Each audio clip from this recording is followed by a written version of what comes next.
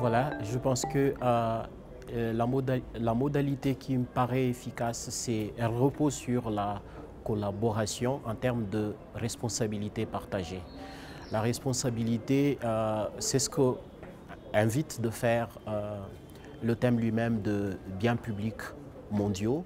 Ça signifie que nous appartenons à une seule terre, une seule planète, et donc si nous devons la sauver, on devrait agir ensemble, et c'est ce qu'on voit depuis les conférences de l'ONU qui se multiplient. On invite tout le monde à agir, à apporter un peu d'engagement, un peu de solution au niveau individuel, au niveau des collectivités, au niveau local. Et donc, c'est la solidarité, c'est le soutien, l'entraide, de sorte que les États qui sont moins équipés, comme en Afrique pour la plupart, soient en mesure de répondre aux défis actuels du changement climatique. Mais ça signifie quoi? Ça signifie qu'on soit en mesure de bien gérer les ressources que nous avons.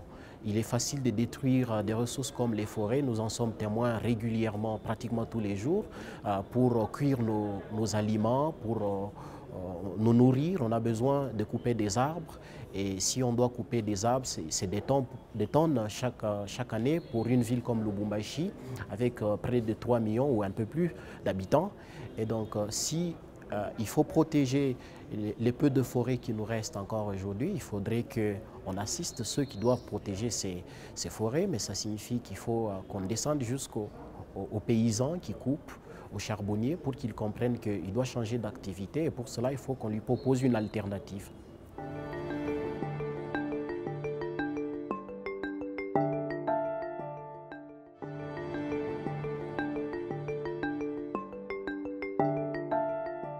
Oui, je pense que c'est un cadre assez pertinent pour qu'enfin on puisse trouver des actions et passer en réalité à la pratique, à des actions, trouver des solutions pour passer à l'action.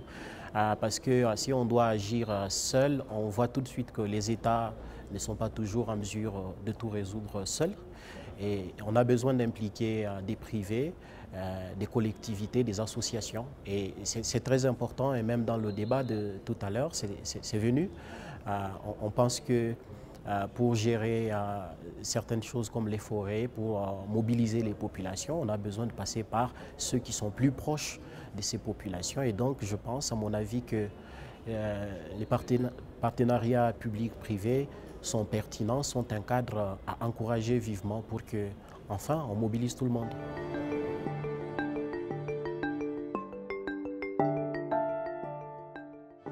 Et justement, ça j'aime beaucoup, parce que aujourd'hui, moi j'appartiens un peu à cette génération qui grandit avec Internet, même si en naissant, l'Internet ne s'était pas encore beaucoup développé, n'était pas assez accessible chez nous. Mais aujourd'hui, il est difficile pour un jeune comme moi de travailler en se passant d'Internet. C'est pratiquement difficile.